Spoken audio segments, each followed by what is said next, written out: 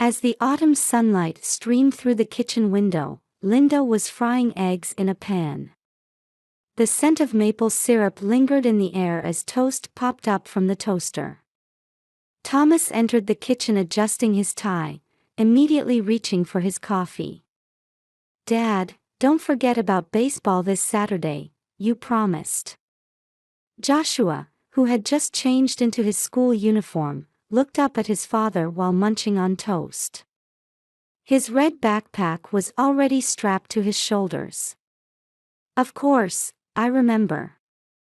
I've already got the tickets." Thomas gently patted his son's head but quickly turned his attention to his smartphone screen. As an investment bank manager working in Manhattan's financial district, he had to monitor trading prices from early morning. "Oh dear, your tie is crooked." Linda quickly fixed his tie, and Thomas smiled sheepishly. After 7 years of marriage, these simple daily exchanges still filled her heart with love. "Well, I'm off." Thomas hurried out the door. It was about an hour's drive to Manhattan with its towering skyscrapers. In the afternoon, Linda was showing a luxury home to potential buyers. Working as a real estate agent in Westchester, a New York suburb, she was maintaining strong sales performance this month. The white mansion standing along tree-lined streets beginning to show fall colors was exactly the kind of property she excelled at selling. "At this rate, you might win top sales award again this month," a colleague teased. Linda responded with a modest smile, but inside she felt confident. The connections she had built through volunteering at Sunday school were paying off in her work. Meanwhile, Joshua was being praised by his teacher for getting a perfect score on his math test. As expected of young Morrison, the teacher said, making him bashfully look down as his classmates smiled. During art time, he drew a picture of his family going to watch baseball. His father's promised outing brought a smile to his face that spread across the entire paper. He took extra care drawing himself sitting next to his father in the stadium under the blue sky. Late that night, Linda's phone rang. The digital clock showed 2 a.m. "Mrs. Morrison, your husband has been in an accident." Linda jumped out of bed at the sudden call and rushed to the hospital with a sleepy Joshua. The nighttime highway was eerily quiet, with streetlights dotting the way. At Westchester Medical Center's emergency room, a doctor with a grave expression awaited them. In the hallway filled with the smell of disinfectant, Linda held her breath waiting for the diagnosis. "His life isn't in immediate danger, but we expect he'll remain in a coma for some time. It's being treated as a single-vehicle accident," the police officer added. Based on the scene, drowsy driving seemed the likely cause. As Linda gazed at her husband's face, she wondered silently.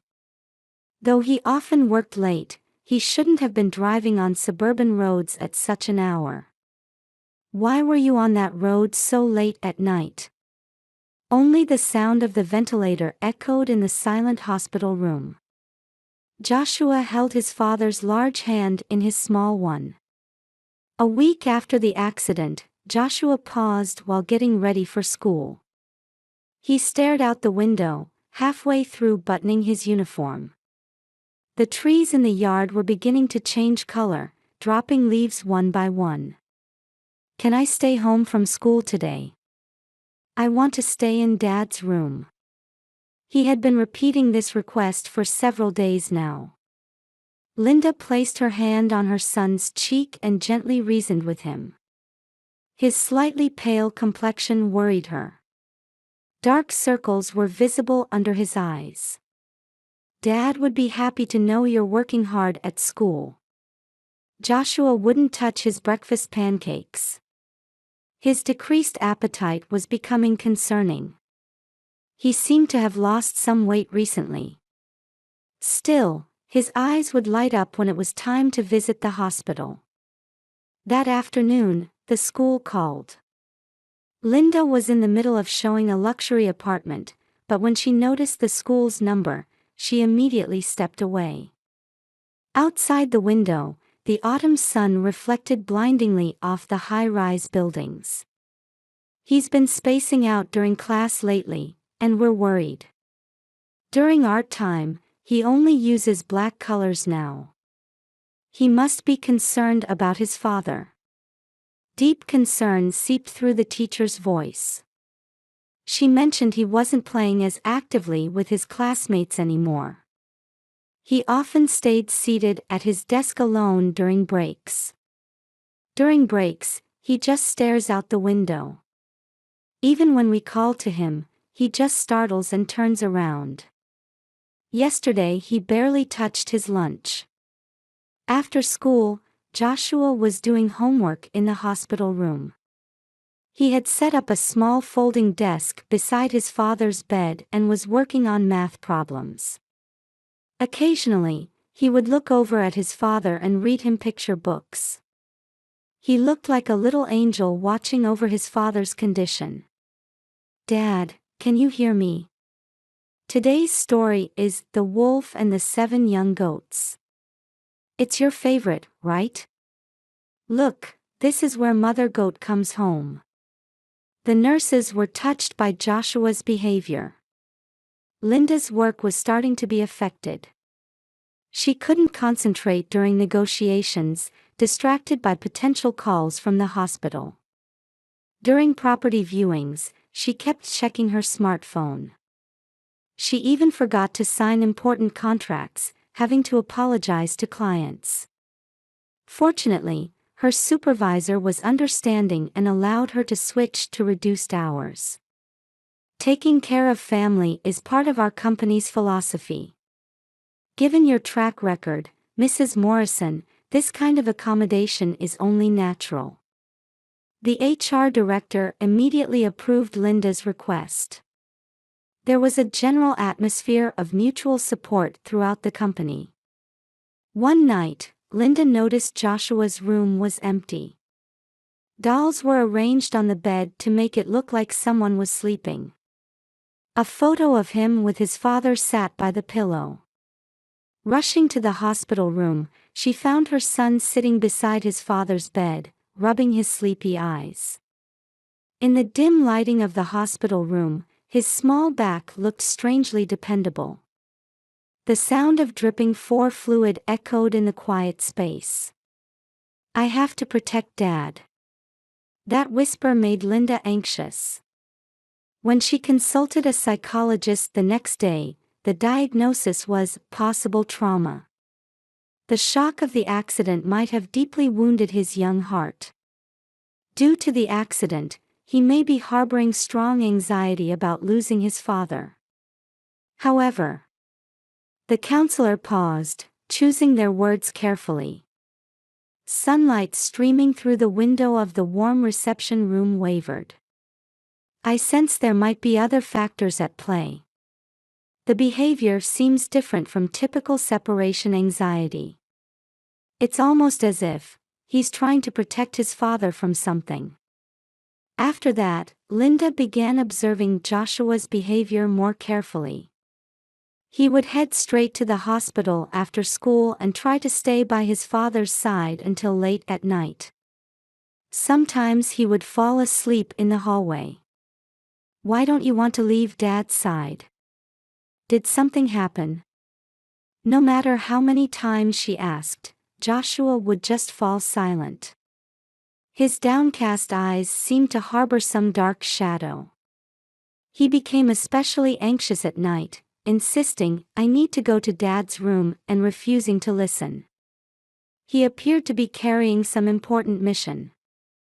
Nurses reported that he often comes to check the room in the middle of the night. Security camera footage showed a small figure quietly walking the nighttime corridors.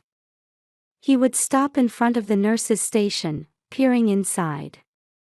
Sometimes he would hide when he heard approaching footsteps. Almost as if he was on guard against something. Something is clearly wrong with him. Linda made up her mind. Tonight, she would check the nighttime hospital room. She planned to put her son to bed early and secretly return to the hospital. The cause of her son's strange behavior had to be there. Linda crept down the hospital corridor in the dead of night. Medical equipment beeped regularly in the distance, but otherwise all was quiet. The old hallway floor eerily echoed her footsteps. She had felt something strange in the air since returning to the hospital after putting her son to bed early. There had to be a reason for Joshua's changes. Tonight was the time to solve this mystery. If my intuition is right, Linda murmured to herself as she continued down the dark corridor. On the ceiling of the passageway leading to the west wing, fluorescent lights flickered intermittently. Past the nurse's station, a young nurse was organizing documents. She looked tired in her night shift uniform. Linda returned her slight nod and headed toward the west wing where her husband's room was located. The hallway, smelling of disinfectant, was shrouded in darkness. Outside the windows, autumn trees swayed in the wind, casting eerie patterns of shadows on the hallway walls. Occasionally, distant ambulance sirens would create tension throughout the hospital. Just checking on Thomas. The nurse nodded understandingly at Linda's words. While visiting hours were over, the hospital staff who knew the situation turned a blind eye. Over these weeks, a quiet trust had developed between them and the staff. "Mrs. Morrison, how is your son doing lately?" the nurse asked with concern.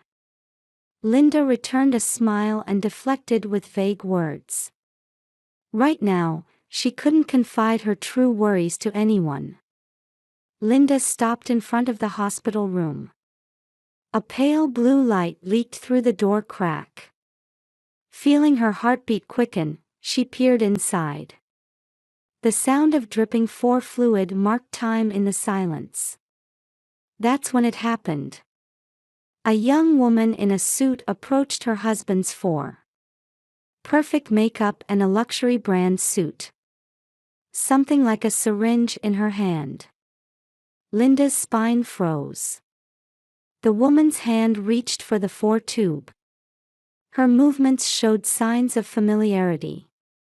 As if she had done this many times before. At that moment, a small shadow appeared from nowhere. A small figure in pajamas jumped out from behind a chair in the corner of the room. "Stop. Don't try to kill him." It was Joshua's voice. When had he gotten into the room? The woman turned in surprise, dropping the syringe. It hit the floor with an ominous sound. The face illuminated by the hallway light was familiar. Thomas's subordinate, Carol Baker. "You." Linda's voice trembled. Carol showed a moment of confusion before putting on a cold smile. Her luxury brand suit gleamed eerily in the nighttime hospital room. Her perfectly styled hair was now slightly disheveled. "You're supposed to be a good boy, aren't you? If you stay quiet, your mother will be safe." Those words made Joshua's small body tremble. Still, he wouldn't move from in front of his father's bed. He stood his ground with a desperate expression, small fists clenched.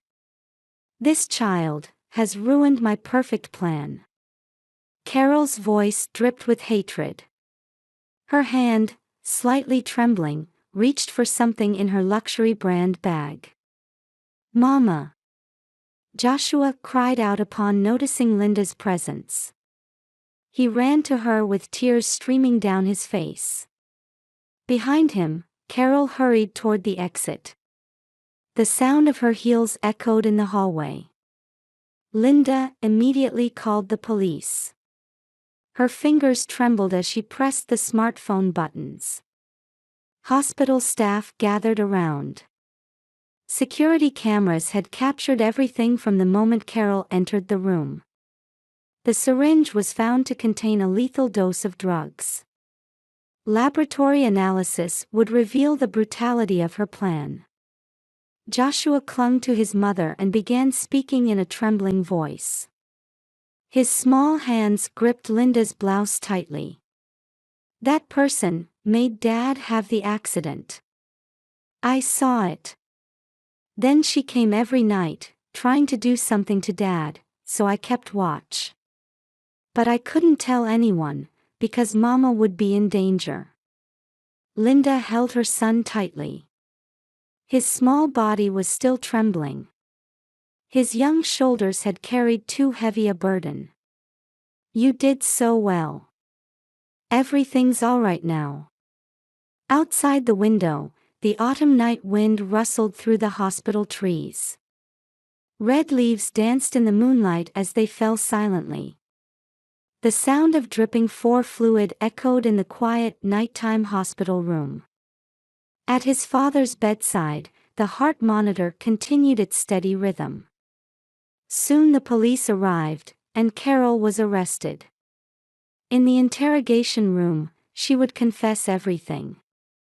Her ambitions of a perfect life in a luxury apartment came to an end there.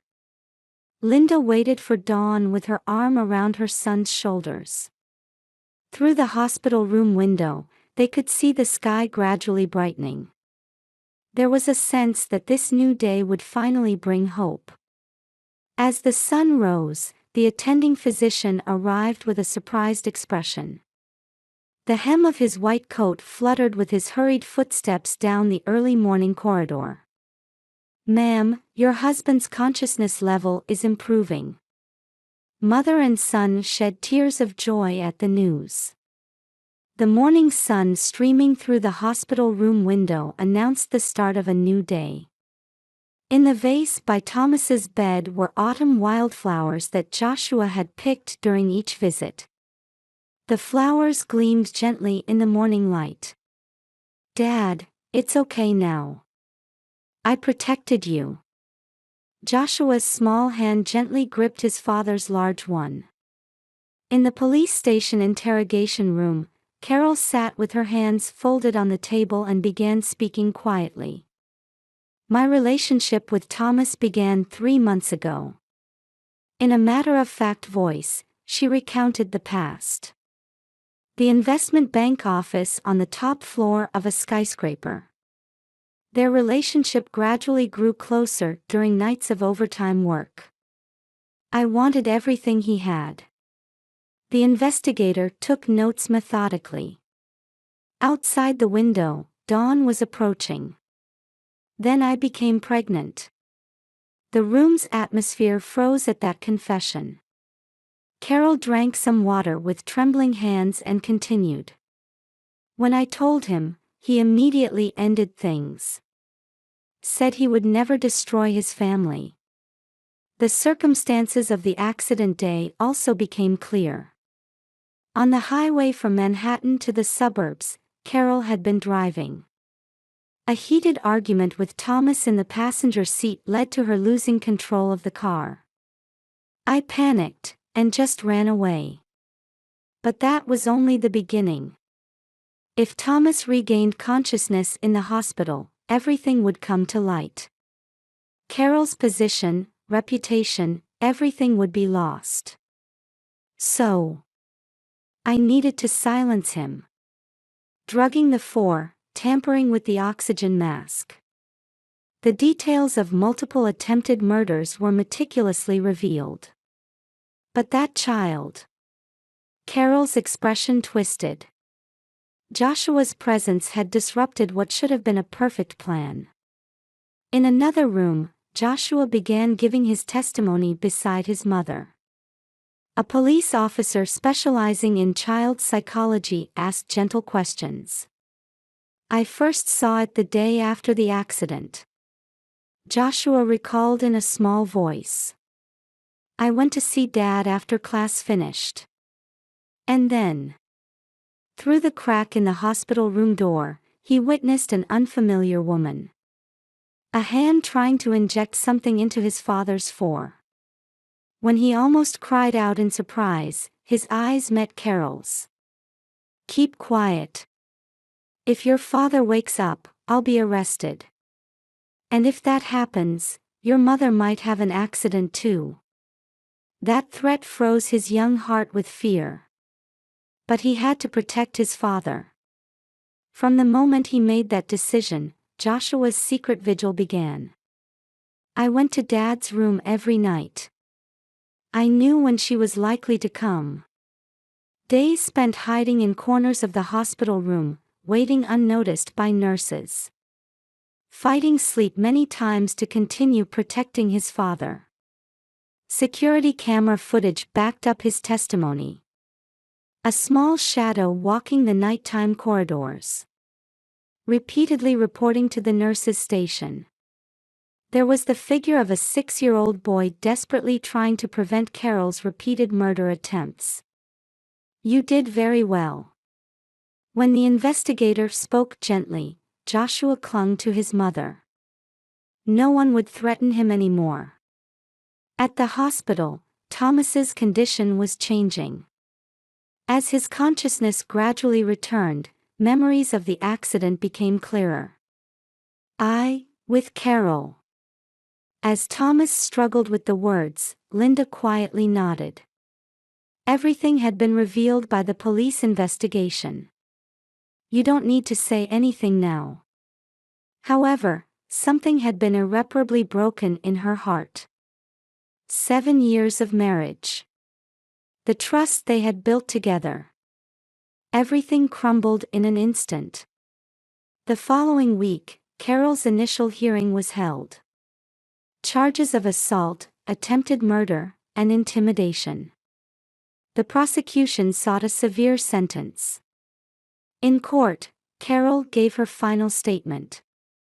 Gone were the luxury brand suit and perfect makeup. "I was possessed by madness in the name of love." At those words, Linda closed her eyes in the gallery. Love. That was the word of the woman who had tried to take everything from her. According to the doctors, Thomas's recovery would take time. It would be more than 6 months before he could return to work after rehabilitation.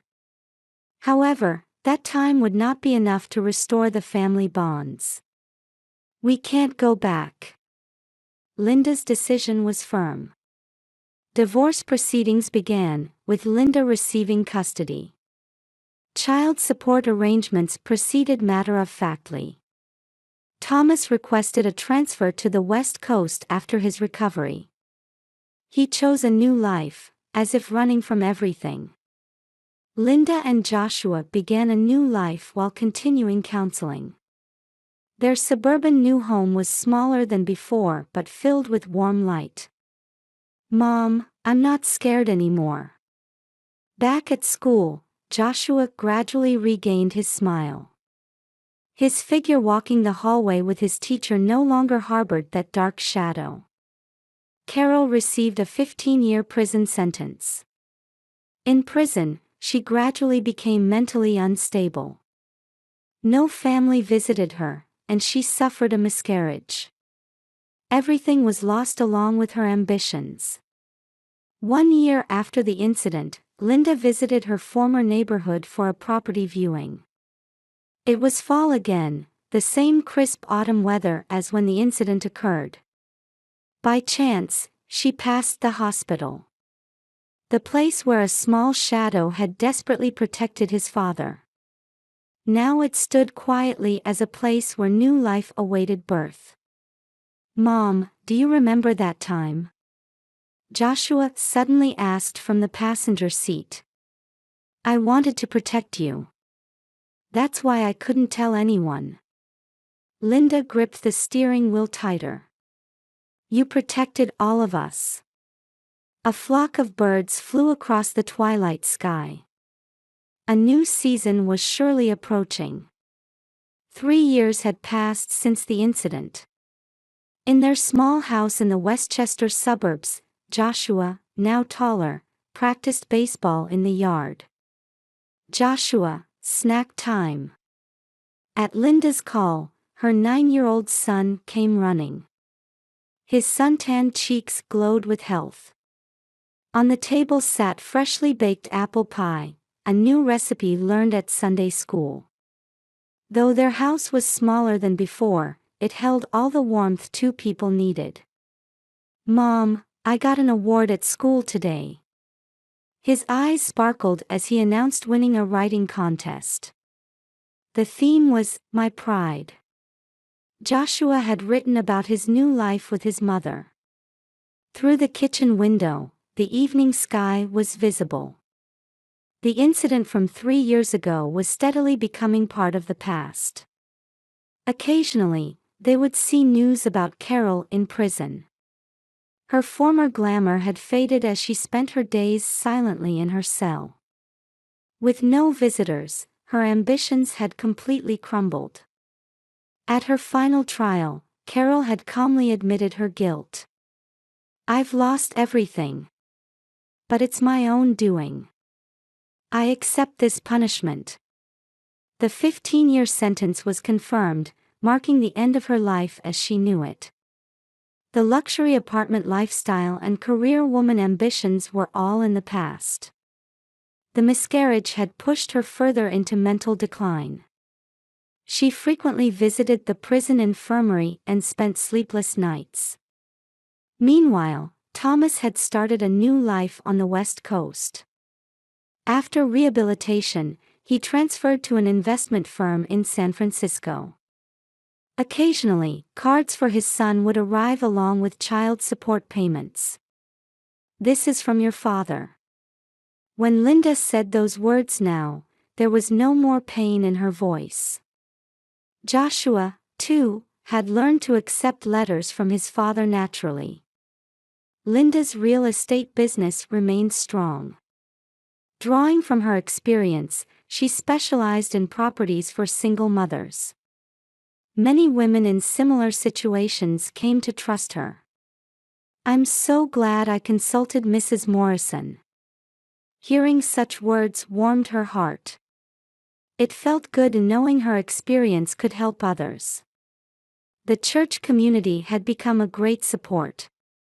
She continued volunteering at Sunday school and made many friends. Martha, the pastor's wife, was especially attentive to her concerns. "God only gives us trials we can overcome." Those words had saved Linda many times.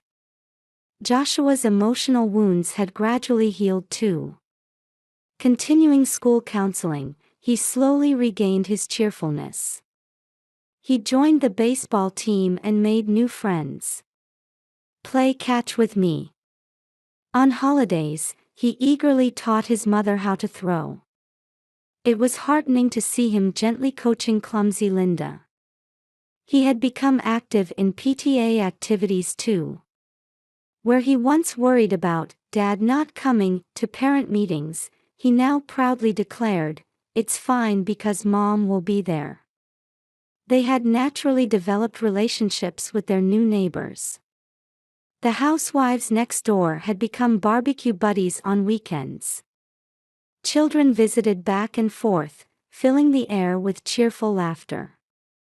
One day while tending the garden, an unfamiliar woman visited. "I'm Carol Baker's sister." Linda tensed for a moment.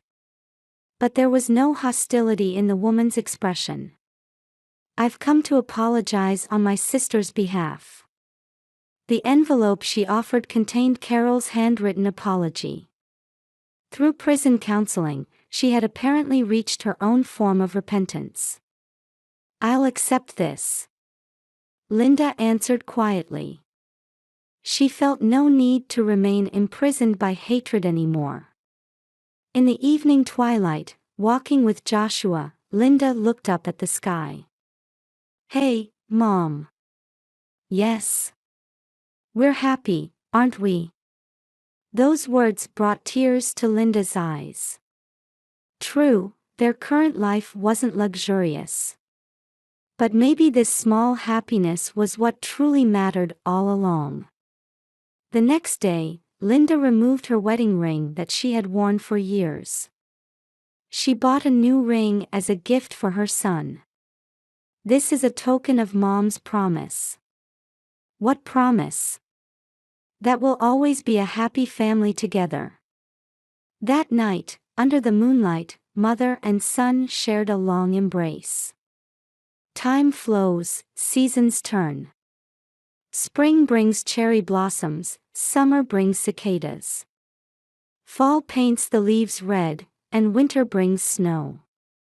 Still, the memory of that incident would never completely fade. But now it stood as testimony to their strength. In the warm spring sunshine, Linda headed to show a new property. In the passenger seat, Joshua spread out his homework. "Mom, I've decided on my dream for the future." "What dream?" "I want to be a lawyer. A lawyer who can protect people in trouble." Linda smiled gently at those words. The son who had tried to protect his father with his small body was now aiming to protect society's justice. Their new life was steadily moving forward. Perhaps it wasn't a flashy story. But for the two of them, these were irreplaceable, precious days. Linda gazed at her son's reflection in the rearview mirror. A strong, capable 9-year-old boy. They would continue walking forward together, step by step. Outside the window, spring winds lifted cherry blossom petals into the air, as if announcing the beginning of a new season.